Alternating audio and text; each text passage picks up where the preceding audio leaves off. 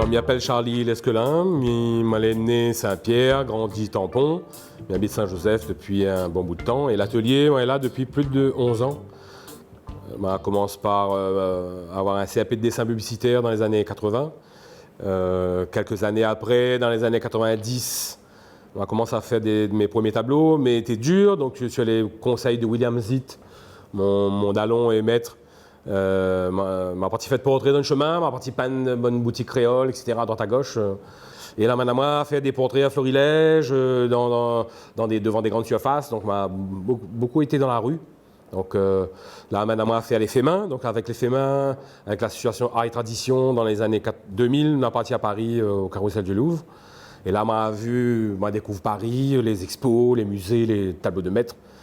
Et là, ça donne l'envie de voyager vraiment et de rentrer dans ce monde-là, j'étais dedans. Donc, m'a exposé de 2000 à 2012 à Paris avec un prix au Carrousel du Louvre en 2008, un prix de peinture, le prix Guy Serradour.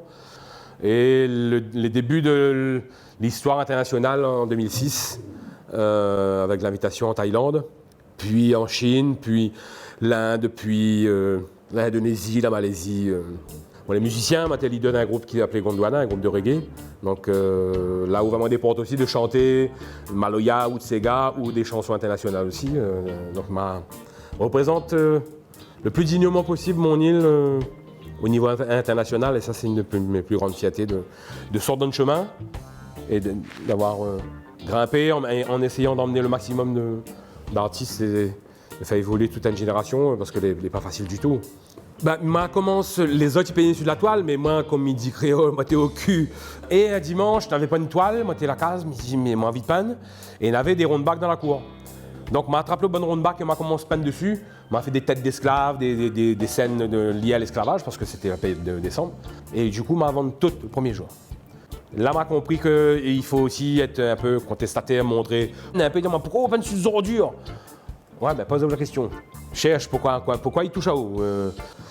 En fait, l'atelier, au fil du temps, comme il disait avec mon camarade Mika Boyer, elle est devenue un art social club. Beaucoup d'artistes ils débarquent, ils viennent, ils prennent l'énergie. Chercher à aider, à un moment donné, le projet Kéré m'a eu l'idée la fin d'année dernière.